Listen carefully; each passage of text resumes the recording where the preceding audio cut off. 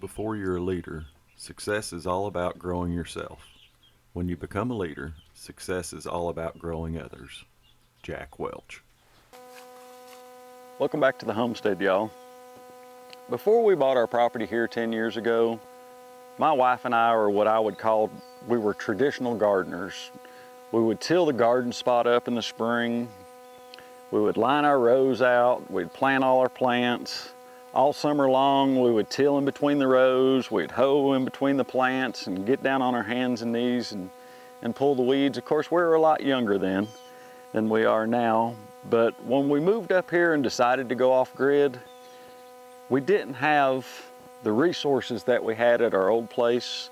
You know, we had to catch all our own rainwater up here. Everything with a roof that we've built has some kind of container on it to catch water.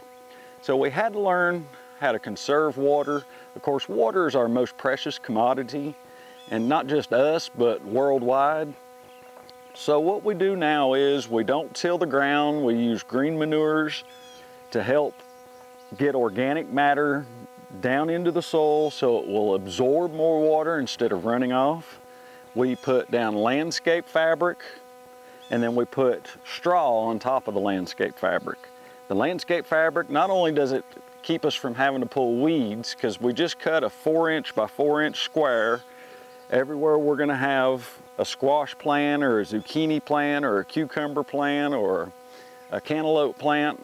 All we have is a 4" by 4" square, and we have drip emitters for each plant.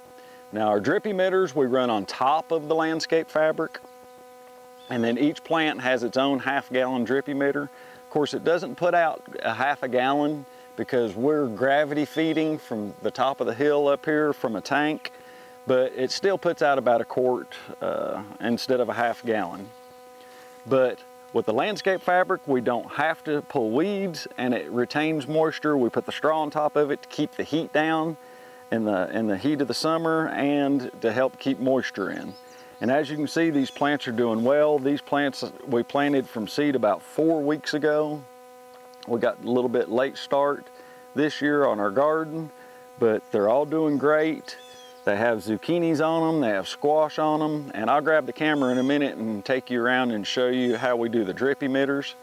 But by using the landscape fabric, using the straw, we conserve on water, and we do not have to pull weeds, which that's one thing I like a whole lot, is not having to pull weeds all summer long, or having to till the ground, because every time you till the ground you release carbon into the air, which, as everybody knows, the earth is warming. The release of carbon going up into the air is what the scientists say are causing that global warming.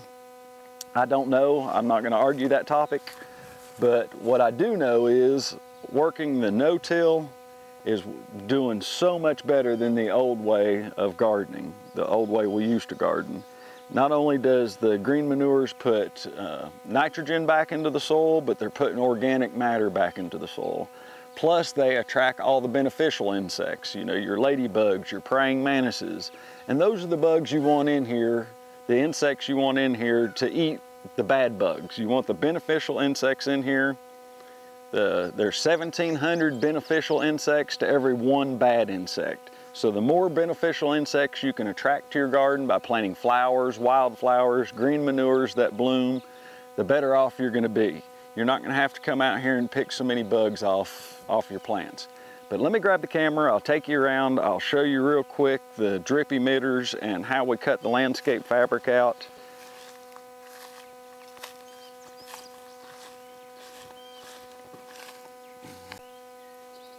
Okay, I'll show you on this zucchini plant real quick. You can see the bloom and the little zucchini on it.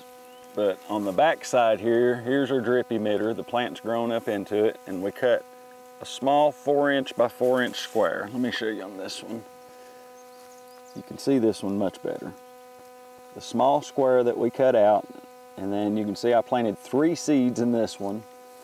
Most of the time I plant 3 to 4 seeds in each mound, and then you can see the drip emitter right here, and then I have a holder on the back side right there that holds the drip emitter in place. And then that's how we water our plants. You can see right down here on the fence, there's a 1/2 inch black line that's coming from the top tank at the top of the hill.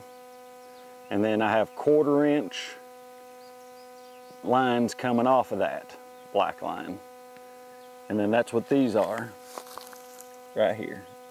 That's our 1/4 inch line coming in and watering each plant. Now I do run those on top of the ground because sometimes they will get a little junk in them, and when I'm running them, I come and I check each drip emitter to make sure it's working, to make sure that the water's flowing properly with it. Now on our corn, our beans, everything else that we put in a row, I use soaker hoses. Even though it's gravity fed, the soaker hoses still work great. But I like using the drip emitters. You can see on this one, right there is the drip emitter. I like using the drip emitters on the squash, the zucchini, and some of the individual plants. It just seems to work out better for us.